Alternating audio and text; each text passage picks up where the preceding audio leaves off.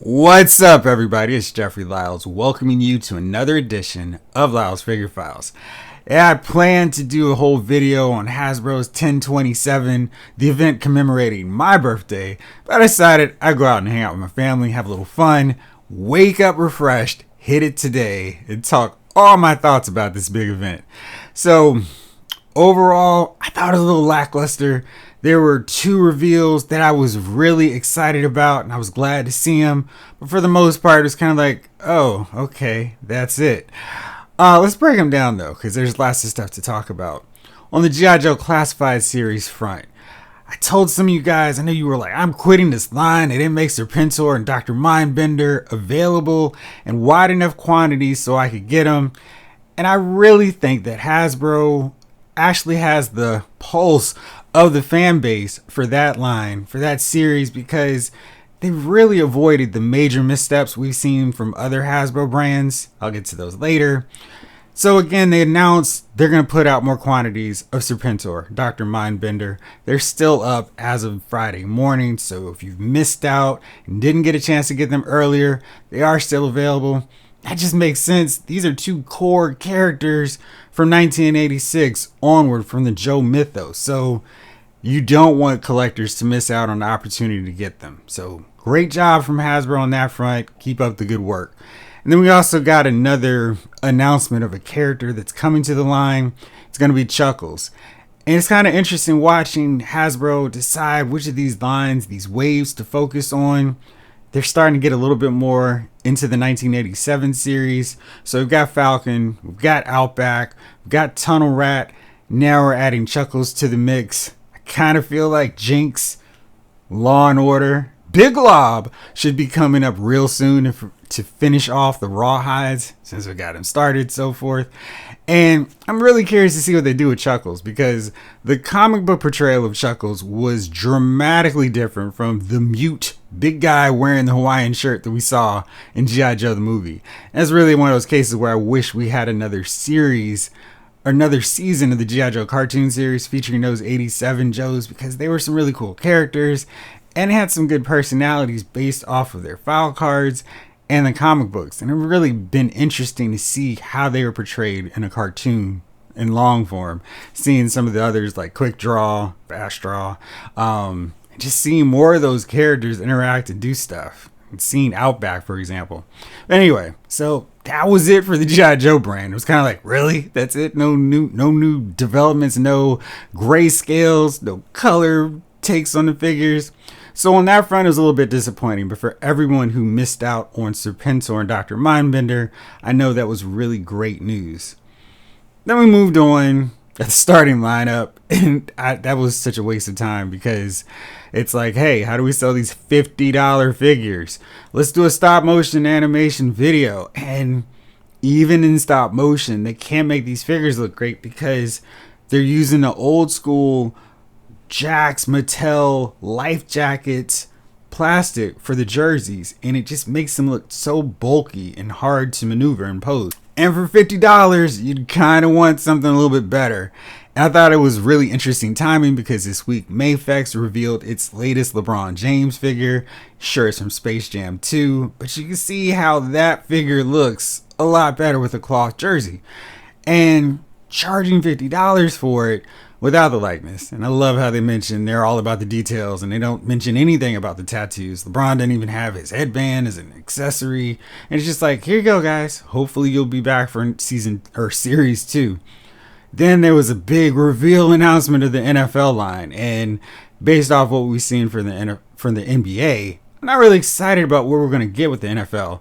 I think the odds are pretty good that the first series or second series will have some 49ers. Debo, George Kittle, maybe Christian McCaffrey even. But of course, the way my team is playing right now, I don't know what's going to happen. But anyway, I'm not really excited. And when they first announced starting lineup, I was so hyped. And my excitement for the line is just totally gone now. We saw some more of the Dungeons and Dragons. That looks okay. I'm still a little bit leery of this trailer with all that rock music, because it just doesn't seem to fit what should be the fantasy world of Dungeons and Dragons. It feels like it's trying too hard to be too cool. But anyway, we got those. Then we moved on to the Marvel Legends brand. And oh man, this was a tale of two presentations. So we got the final tier revealed of the Engine of Vengeance, which only has 3 more days now. It's almost done. It's almost extinguished. And it just continues to not do all that well in terms of backers. So as of right now, the Engine of Vengeance HasLab has 4,822 backers of the required 9,000 to get just to start and get the project funded. So we just get Robbie, his Hell Charger, Engine of Vengeance in both Street Mode, Legal, and Flamed Up mode. That doesn't include any of the tier figures. Right now, this project wouldn't even fund Mattel's Eternia project, which is mind-blowing. It's wild because that's it. It's just like, sorry guys, this project continues to lose steam, fire, excitement, buzz, whatever you want. So Hasbro threw its last Hail Mary. We're going to show you the final tier. It's Damien Hellstorm. I thought this was very indicative of this project because we got the modern version of Damien and nothing really interesting with his outfit. He's got like some dark maroon pants, maybe brown, run around bare feet. At least he's got sort of his pentagram on his chest. I was worried with the way they censored Goblin Queen. We were going to get a big Care Bear, mean, angry face instead. But we do get something kind of similar to his look. The hair didn't have the horns. I guess that's something that Hasbro's just not trying to do because Quicksilver didn't have it either. But he's lacking that. His head sculpt's okay, but I just feel like they're really missing the ball with what they need to do. I actually do like the effect they did on his eyes. It kind of gives him that possessed look, but this is a really simple, basic figure. And I thought it was hilarious that Dwight actually mentioned that, hey, Damien made his debut early on with old school Johnny Blaze Ghost Rider. So of course that makes me go, well, if you guys know that, if you know that people are excited about getting Hellstorm in this line, why not go with the classic look? The big billowing cape, the flared up Doctor Strange style with the high collar, the cape, the red pants, so he can hang with the defenders you've already made. Doctor Strange, Hulk, Silver Surfer, Namor, Hellcat, Patsy Walker. That team, so he can hang with them, the rest of his crew that he actually belongs to in a team. Instead we get this modern version that I feel continues to miss the boat. The people who have a lot of disposable income, a lot of money where they can go, sure, $350 for this thing, I'll drop it down, probably aren't the fan base that's into the modern Marvel stuff. And I'm sure there's some overlap with old school classic fans who are still really into what's going on with Marvel right now. But I feel like the money who would fund a project like this are for old school collectors. Collectors who read Defenders, who read Inferno, who read any classic story of Mephisto. Not necessarily these modern takes of these characters. I get it. Robbie Reyes is a modern character, so pairing modern looks of Goblin Queen, Mephisto, and Hellstorm makes sense. But I also feel like you're asking a lot of the modern fan to get in and grab a hold of this project and embrace it. That wasn't an issue. That wasn't a current concern with the Sentinel, with Galactus, because you had a built-in decades-long fan base of people who were invested in X-Men, Fantastic Four / Avengers / any cosmic storyline you could think of with those two characters.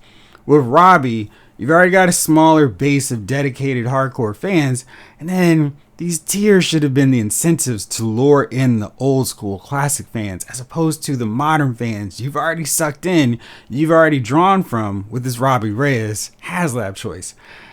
So I don't imagine some big surge is going to happen to get this thing back over maybe even 6,000 at this rate. I feel like it is just so far away from reality. It is just not going to happen. So to break this down, Damien will get funded with 11,000. So this project's not even at 5,000. So we'd have to get double what it is basically right now just to get him. To get Goblin Queen, I think she's a 9,000 or 10,000. and then Mephisto at 12,000. I just cannot see that in any way, shape, or form.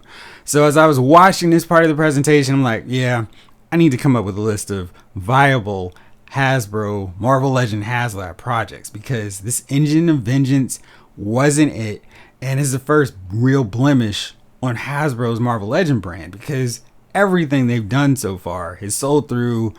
They've gotten a lot of pats on the back, lots of congratulations, but this one, not going to happen. But all was not completely lost for the Marvel Legends reveals from yesterday's 10/27 presentation. We did have 3 figures revealed, and it was interesting because neither of them, or none of them, were the Ronin and Blob figures that have kind of leaked out into the internet. And I think those the Blob and the Ronin figure look great. Really good signs of figures to come. But we got the big reveal, and I think this is a figure a lot of us have been demanding, waiting for a very long time. It's Safari Jacket Wonder Man, and the figure looks great. He's got a big Hollywood smile on his face. Great job here. I mean, this is Wonder Man, and I think a lot of us have wanted. And it's great to get those more modern, the Ionic version, but this classic vintage Wonder Man.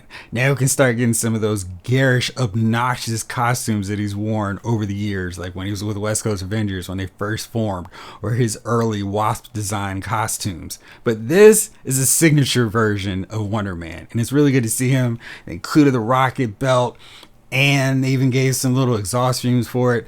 Nice touch.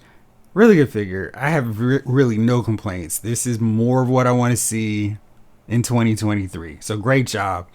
Then also we get a Yelena Black Widow, her more modern take. Figure looks fine. I'm not as excited about her, but this is one of those cases where it depends on who the Build-A-Figure is, whether I get her, or if I have to wait till she gets on Claire's price.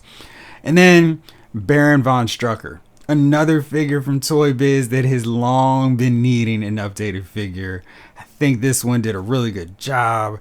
I really like the accessories, the detail. It's got his claw. I mean, it's like, yes. And we've got that red trail effect that we see all the time, but I think it makes sense for him. But they really knocked him out. So for me, Baron von Strucker, Wonder Man were the big major hits. Marvel's brand, I think, won just from those two, even with the disappointment of the HasLab. But getting 2 essential figures off my list, and Wonder Man could have been the only thing they showed, and I still would feel like, yay, you guys knocked it out. But we also got some more of those VHS line figures. So we got Spider-Man in his black symbiote suit and Carnage. I think for anybody who's missed out on those really awesome Carnage figures, this was a great opportunity to get him.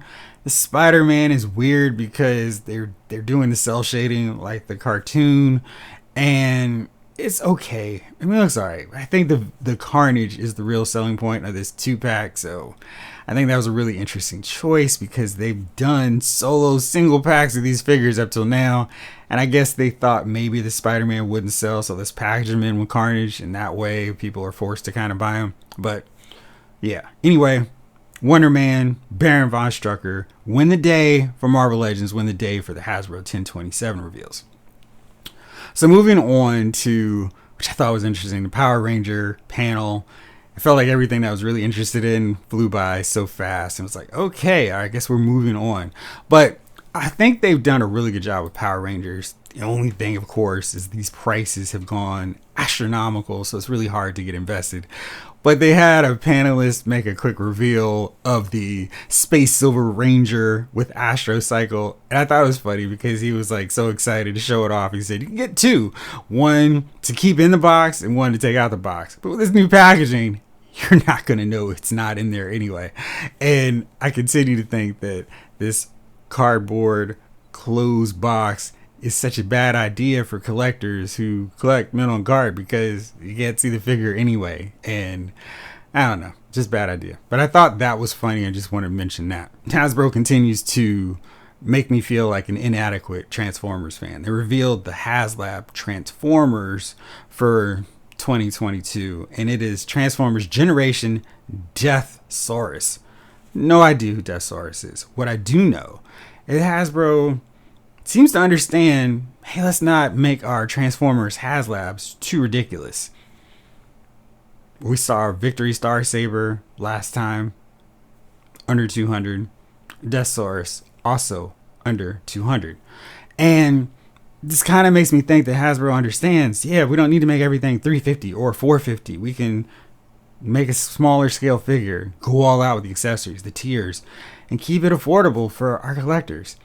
I also think it's really bad because you take a look at this HasLab Engine of Vengeance, and it's over October 31st. So within like November 5th, people are going to get charged for it. If you were also invested in anything they showed off, Serpentor, Dr. Mindbender, if you got that Mojo World set that just was up now for purchase on 1027, that's $131 that just got taken out of your account. You've got all these other projects, all these other things that are coming up with pre-orders. You've got this HasLab, which is not going to fund, so it's not like a big deal, but I think they need to do a better job to avoid this overlap of projects. Also, I think it would really be smart for Hasbro to just say, here's our HasLabs for the year. Give collectors time to prepare their wallets, their minds around what they're going to be buying. Give a 2-month window between each HasLab. There's not so many that, oh no, we've run out of months to do this stuff. You got G.I. Joe, you got Marvel Legends, you got Star Wars, Power Rangers, Transformers. It's 5. That's enough time. And just do it that way so people can plan and figure out how they're going to afford all these things if they want it in on all of these HasLabs. It's also the thing of, oh man, I can't buy 2 or 3 his tanks because I need to see what's going to come up for Marvel Legends. I need to see what's going to come up with Transformers. If you announce it, people can decide, okay, I don't care about that Star Wars. I don't care about that G.I. Joe one, but I do want multiples of this Marvel Legends one. Just a thought, something they could do. All right, so moving on to Star Wars. Star Wars continues to disappoint me. And the main reason is because they have a wide open universe of figures, characters they could make incredible figures of. And instead, they just keep dipping into the same pool of about 20 to 30 characters. Oh, how can we do another version of this figure? And yeah, occasionally we'll get some offshoot characters or some other figures, but they're main characters that are still missing. I really need to do a top 10 on Clone Wars figures we still need in figure form, because I feel like every time we get a Star Wars panel, I'm like, all right, yeah, Clone Wars. And it's just gone. It's like, come on. We just got Tales of the Jedi, and if you haven't watched it, it's incredible. And it's just making me hyped up for more Clone Wars era figures that we're not getting. And again, we fall back to Hasbro's good old reliable, The Mandalorian. And this time we get a Din Djarin in his Morak disguise. And I'm kind of thinking, that's worthless. I mean, what do we need this for? We really already had that figure with the Migs Mayfield. He was done, and all you really need to do is take that Mando head and put it on another Migs body, and you're all set. We didn't need this version of Mando already, and if at all. And I know this is the big moment where he takes his helmet off, but who cares? I mean, the Mandalorian has so many figures. I mean, we're getting security droids from Mandalorian, and we're still missing essential characters from video games, from Clone Wars, from so many other facets of this franchise. What about some more Endor Rebel Commandos from Return of the Jedi? What about more Hoth Snowtroopers from Empire Strikes Back?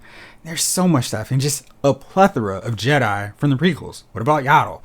I mean, there's just so much stuff, and I kind of feel like them with their tunnel vision on The Mandalorian continues to just kill off so much interest in a brand that should have so many figures that people are like, oh man, I can't wait to get this one, I can't wait to get that one. Instead, it's, oh look, here's another figure from The Mandalorian, yay. And we got a re-release of the Return of the Jedi Boba Fett. It's no longer in that deluxe packaging. He's in the retro card, so we get to actually see this figure. So yay for us on that. But It's another case where it's like, man, you can really tell where Hasbro's priorities are, where if it's something that matters, we'll still put out this earth-destroying plastic. But for the rest of you all who don't care about this retro presentation, you're just going to have to trust this. It's in the box. What's in the box? So anyway, that's what's going on with them. But then we also got another reveal from the Gaming Greats line. It's Cal Kestis from the latest Star Wars video game. And this one is from Star Wars Jedi Survivor. But as you've heard me say on multiple times, there are at least 4 or 5 really good characters who would make great figures from the previous game. And instead, Hasbro just focuses on, hey, here's another version of an army builder or a grunt, when they're great supporting characters that we could already have Cal with. And I don't understand why we're doing this thing of, let's move on to Cal into the next video game, when these core characters are missing and we need to put them in figure form anyway. So not very excited about that, because I just keep feeling like they're missing the ball, dropping the ball on figures that we should get. Instead, we're just getting, hey, here's him, here's Cal, and here's 7 more Gaming Greats. And none of them are his supporting cast. It's just more iterations of Stormtroopers. It's not cool. It's not exciting as a Star Wars collector. And I think Star Wars needs a little bit of excitement. Move away from the Mandalorian, especially when we're in these moments where we don't have a season of Mandalorian coming up, because you know when season 3 arrives, it's going to be all about Mando. And hey, look, here he is with a red stripe on his helmet, and it's just it's infuriating. All right, so that's my thoughts on Hasbro's 1027 reveal. I think the biggest news for classified series collectors, you get another shot of Serpentor or Dr. Mindbender. Chuckles is coming. We got Safari Jacket Wonder Man finally, and now I can start ringing the bell for a smiling, jovial George Perez version of the Beast, so he can hang out with his best friend. Got Baron von Strucker. More of those leaked lists from Rectangular are coming to pass, so it looks like all those figures are coming. That's exciting, because there's a lot of really good characters on that. Still don't know the Build-A-Figure, but those waves have me really excited. Star Wars continues to spin its wheels, and Transformers, their team seems locked in. They understand what they can, what they should do with the HasLab presentation. And hey, Power Rangers, you can get 2, one for the box and one to open up. Anyway, thank you so much for watching. Like I said, I've got 2 videos that I'm working on right now, because my head is just going crazy not talking about this stuff. The future of HasLabs for Marvel Legends, and some more Marvel Legends we need to see updated. Thank you as always for watching. I'll be back real soon. As always, I appreciate all the comments and trying to respond as quickly as possible.